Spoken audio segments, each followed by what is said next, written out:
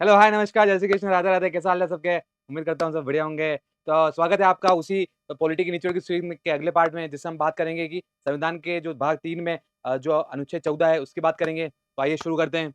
भाग 3 की हम बात कर रहे हैं। भाग 3 में कौन-कौन से आर्टिकल आते हैं? अनुच्छेद 14 से 18 के बीच में।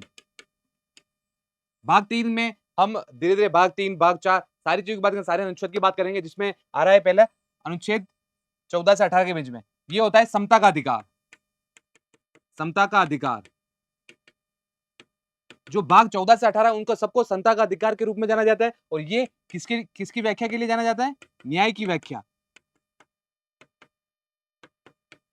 हम ये जानते हैं कि अनुच्छेद 14 से 18 के अंदर जितने भी आर्टिकल, जितने भी प्रोविजन है, जितनी भी बातें कही गई है, उनका मुख्य उद्देश्य क्या है? न्याय की व्याख्या करना।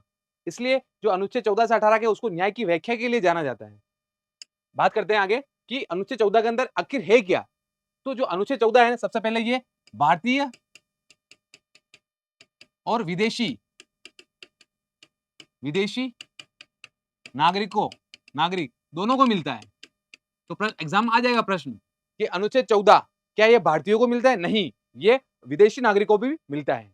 तो अनुच्छेद 14 है वो भारतीय और विदेशी नागरिकों को भी बराबर उतना ही मिलता है। तो इसके अंदर पहला पॉइंट आता है कि विधि के समक्ष समता, यानी कि इक्विलिटी बिफोर लॉ। अनुच्छेद 14 क्या कहता है? समानता का अधिकार। समानता का अधिकार दो भागों में हो सकता है, दो तरीकों से हो सकता है। एक तो विधि के समक्ष और एक विधि का संरक्षण लेके। दो प्रकार से समानता का अधिकार को सुनिश्चित किया जा सकता है। एक तो विधि के समक्ष समानता करके, समता करके, और एक विधियों के का समान संरक्षण करके। यानी कि जो इसका मतलब होता है, विधि के समक्ष समता का मतलब होता है कि कानून के समक्ष किसी भी व्यक्ति या सारे व्यक्ति एक समान होंगे। क्या कहते हैं इसका? ये कानून के समक्ष सभी व्यक्ति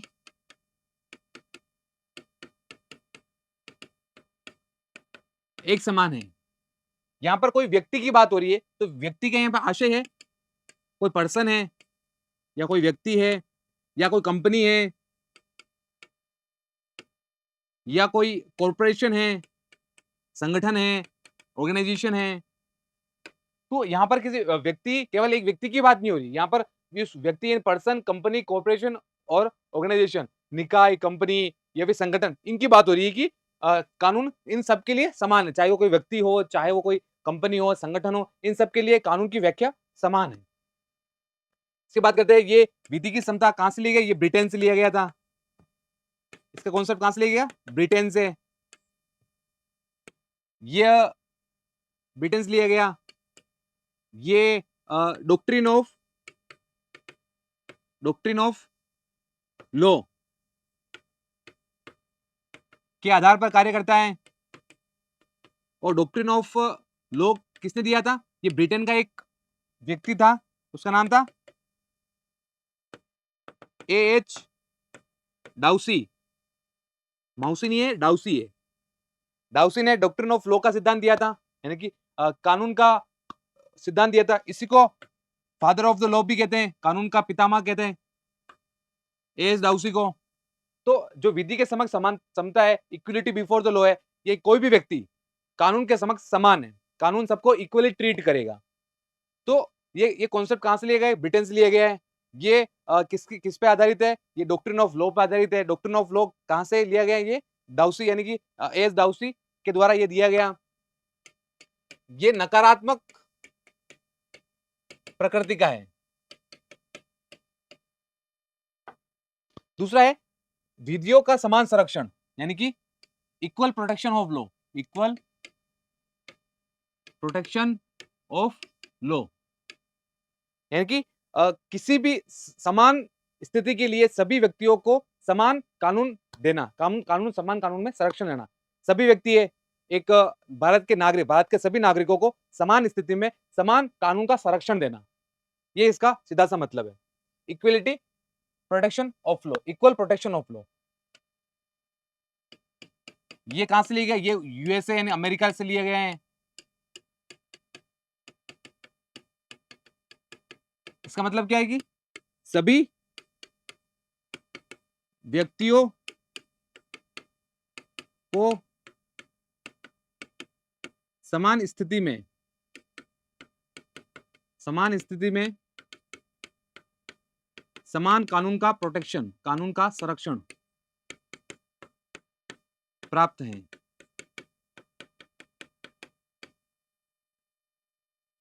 ये इसके अंदर कौन सा प्रिंसिपल डॉक्ट्रिन लग रहा है?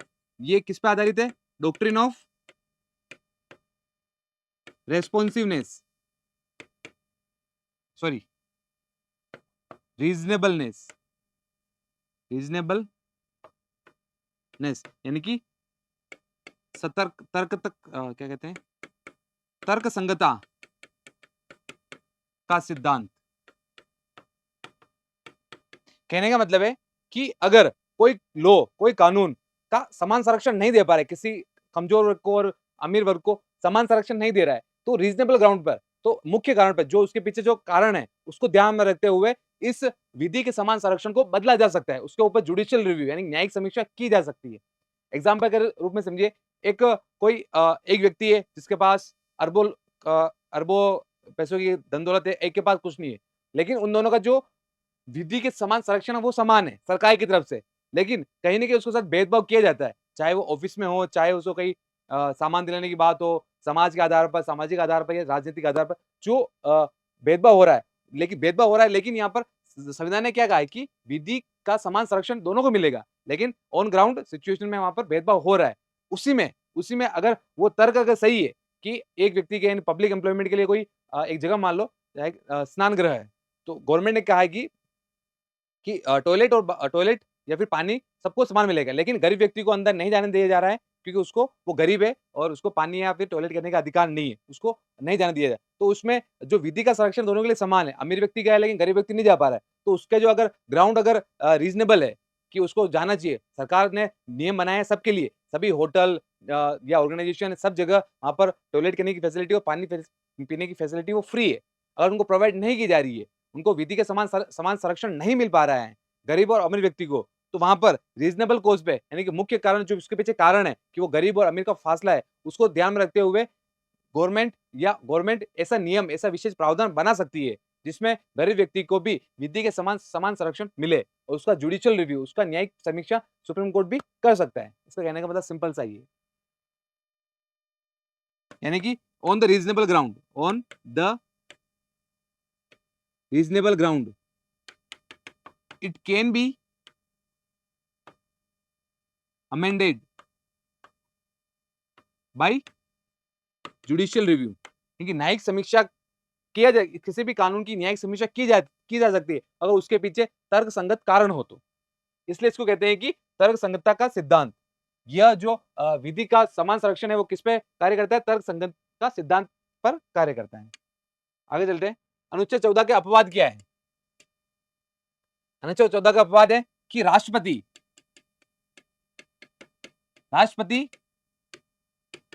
कानूनी कार्रवाई के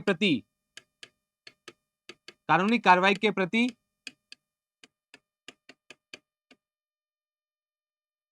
जवाबदेह नहीं है। जैसे कानूनी कार्रवाई कौन कौन सी हो सकती है? एक तो है सिविल कार्यवाही, एक है आपराधिक कार्यवाही।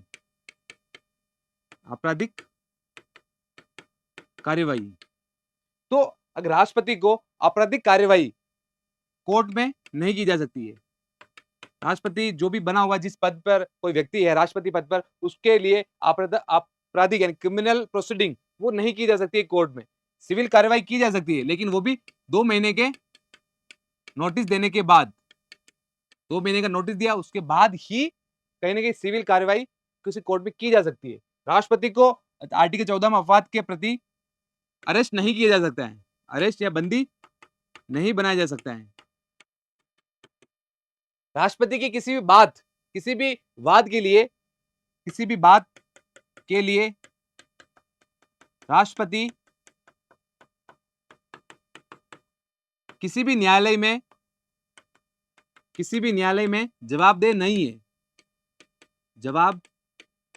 देह नहीं है। तो ये 4 ऐसे ग्राउंड दिखते हैं मुझे जो राष्ट्रपति को इम्यूनिटी प्राप्त है। 4 विशेषाधिकार प्राप्त है कि राष्ट्रपति पर सिविल कार्रवाई नहीं की जा सकती। अगर कर रहे हैं तो 2 महीने का एडवांस नोटिस पीरियड नोटिस देना होगा।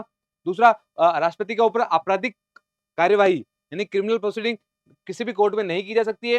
राष्ट्रपति को आर्टिकल 14 के अंतर्गत अरेस्ट या बंदी नहीं बनाया जा सकता, या राष्ट्रपति की किसी भी बात के लिए किसी भी न्यायालय में वो जवाबदेह नहीं है। तो ये आर्टिकल 14 के अपवाद है। जो आर्टिकल 14 कहता है ना कि इक्वलिटी बिफोर लॉ की विधि के समक्ष सब व्यक्ति समान, लेकिन राष्ट्रपति के रूप में ये अपवाद है। अपवाद में ये चारों चीजें हैं कि इन चारों चीजों में राष्ट्रपति के ऊपर कोई भी वाद या कोई भी केस नहीं चलाया जा सकता। आगे बात करते हैं सांसद या विधायक को कौन से विशेषाधिकार हैं। सांसद को है आर्टिकल या अनुच्छेद 105 के तहत, और विधायक को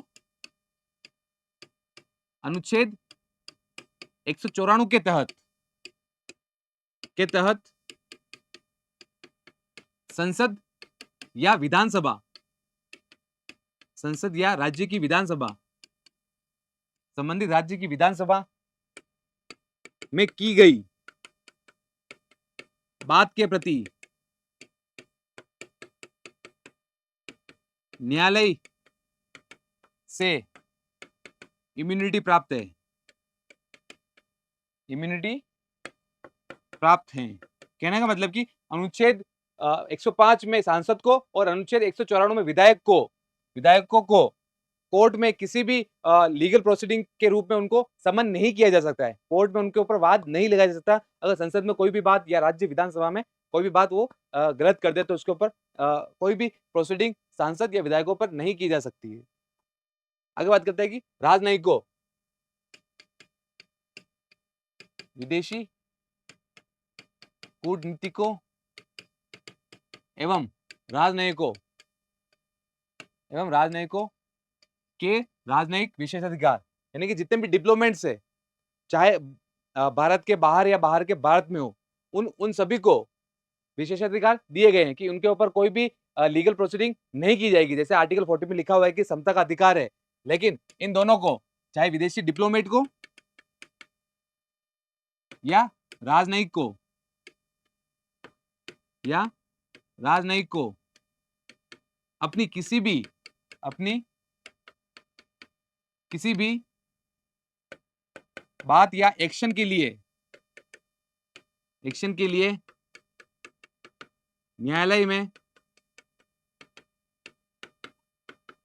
न्यायालय के वाद से विशेषाधिकार प्राप्त हैं।